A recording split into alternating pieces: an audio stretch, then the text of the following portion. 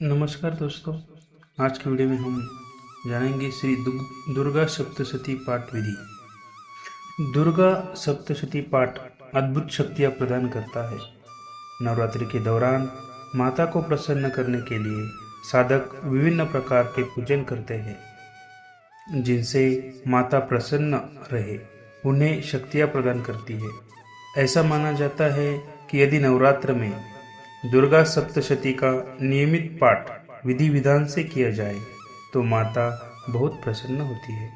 दुर्गा सप्तशती में 700 प्रयोग है, जो इस प्रकार है: मारन के 90, मोहन के 90, उच्चाटन के 200, स्तंभन के 200, विद्वेषण के 60 और वशीकरण के 60। इसी कारण से इसे सप्तशती कहा जाता है। सर्वप्रथम साधक को स्नान कर शुद्ध हो जाना चाहिए।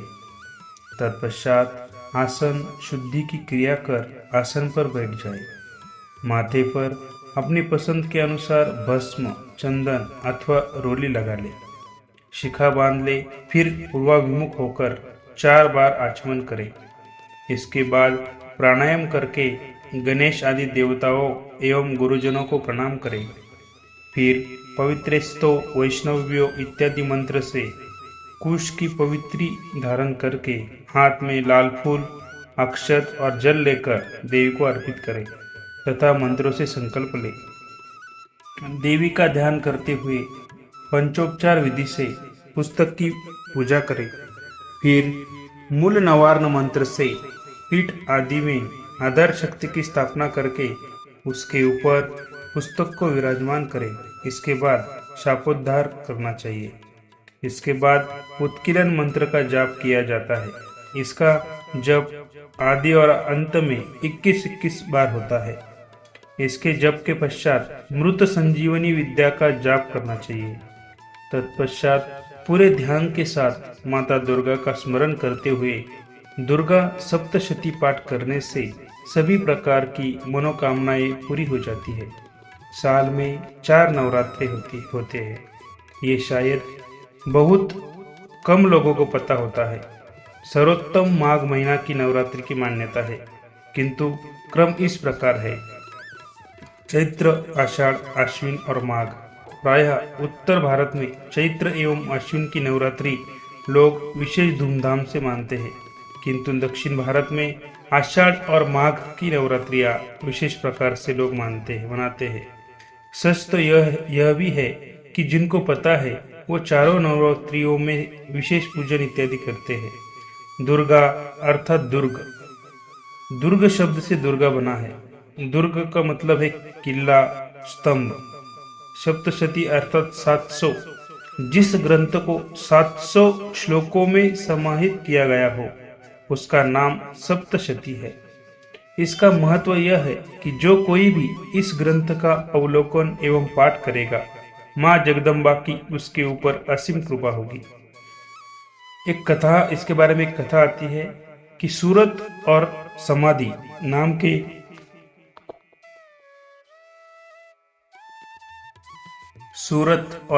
नाम के राजा एवं वैश्य का मिलन किसी वन में होता है और वे दोनों अपने मन में विचार करते हैं कि हम लोग राजा एवं सभी संपदाओं से युक्त होते हुए भी अपनों से विरक्त है, किंतु यहाँ वन में ऋषि के आश्रम में सभी जीव प्रसन्नता पूर्वक एक साथ रहते हैं।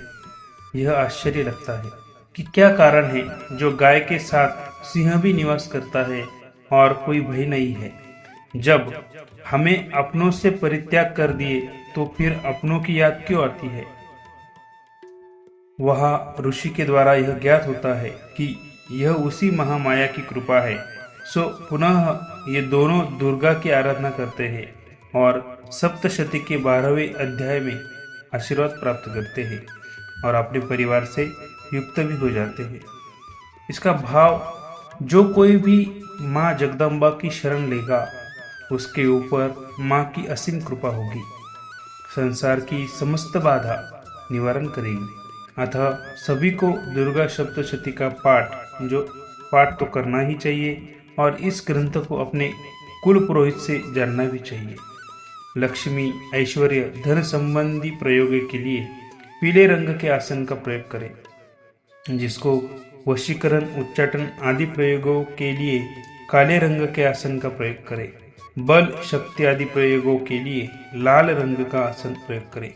सात्विक साधनाओं प्रयोगों के लिए कुश के बने आसन का प्रयोग करें। आपको जैसा चाहिए उस आसन का, आपकी जो इच्छा हो उसके अनुसार आप आसन का प्रयोग करें। अभी वस्त्र का बोला है तो लक्ष्मी संबंधी प्रयोगों में आप पीले वस्त्रों का ही प्रयोग करें। यदि पीले वस्त्र न हो तो आप धोती पहन ले एवं ऊपर शाल लपेट ले। आप चाहे तो धोती को केसर के पानी में भिगोकर पीला भी रंग करा सकते हैं। अभी हवन करना होता है तो हवन करने से क्या होता है, तो जायफल से कीर्ति आती, किशमिश से कार्य की सिद्धि होती है, आंवले से सुख और केले से आभूषण की प्राप्ति होती है। इस प्रकार फलों से अर्घ्य देकर यथाविधि हवन करें। खांड, घी, गेहूं, शहद, जौ, तिल, बिल्वपत्र, नारियल, किशमिश और कदम्ब से हवन करें। गेहूं से होम करने से लक्ष्मी की प्राप्ति होती है। खीर से परिवार वृद्धि, चंपा के पुष्पों से धन और सुख की प्राप्ति होती है। आंवले से कीर्ति और केले से पुत्र की प्राप्ति होती है। कमल से राज सम्मान और किशमिश से सुख और संपत्ति की प्राप्ति होती है। खांड, घी, नारियल, शहद, जौ और तिल इनसे तथा फलों से होम करने से मनोवांछित वस्तु की प्राप्ति होती है। इस महाव्रत को पहले बताई हुई विधि के अनुसार जो कोई करता है उसके सब मनोरथ सिद्ध होते हैं। नवरात्र व्रत करने से अश्वमेध यज्ञ का फल मिलता है। तो ये सब आपने सुना कि सप्तशती, जो दुर्गा सप्तशती है उसकी विधि क्या है वो आप सबने जान लिया। तो आपको डिस्क्रिप्शन में दुर्गा सप्तशती की लिंक रहेगी, वहाँ से आप दुर्गा सप्तशती का पाठ कर सकते हैं। तो आज के वीडियो में बस इतना ही, फिर मिलेंगे किसी नए वीडियो में। जो भी इस चैनल पर नए हो वो चैनल को सब्सक्राइब करें, तो ऐसे आपको जानकारी मिलती रहेगी।